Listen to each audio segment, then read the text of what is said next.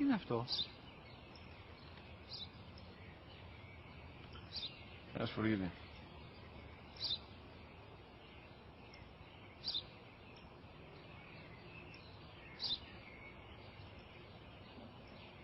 Τι είναι αυτό? Μόλις τώρα στο πατέρα, σφουργίτη είναι.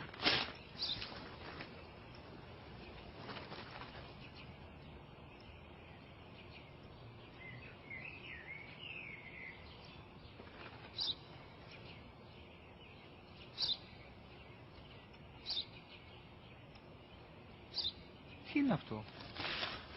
Ένα σπουργίτη είναι, πατέρα. Ένα σπουργίτη. Σπου-γη-τι.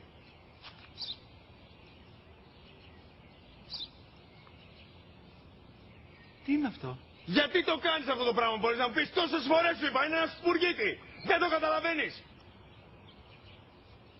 Πού πας?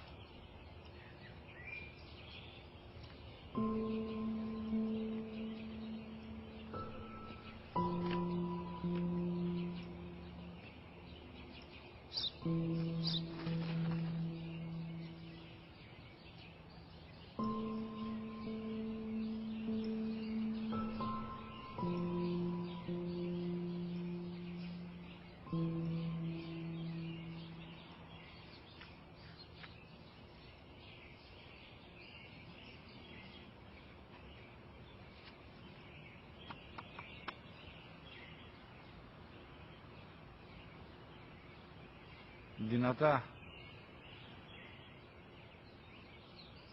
Σήμερα ο μικρός μου γιος που πριν λίγες μέρες έκλεισε τα 3 καθόταν μαζί μου έξω στο πάρκο όταν ένα σπουργίτη ήρθε και κάθισε απέναντί μας.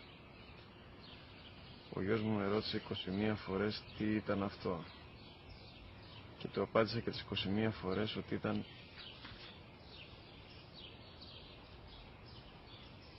ένα σπουργίτη. Τον αγκάλιασα τρυφερά και τις 21 φορές που μου έκανε την ίδια ερώτηση, ξανά και ξανά, χωρίς να εκνευριστώ, νιώθοντας στοργή για το αθώο μου αγοράκι.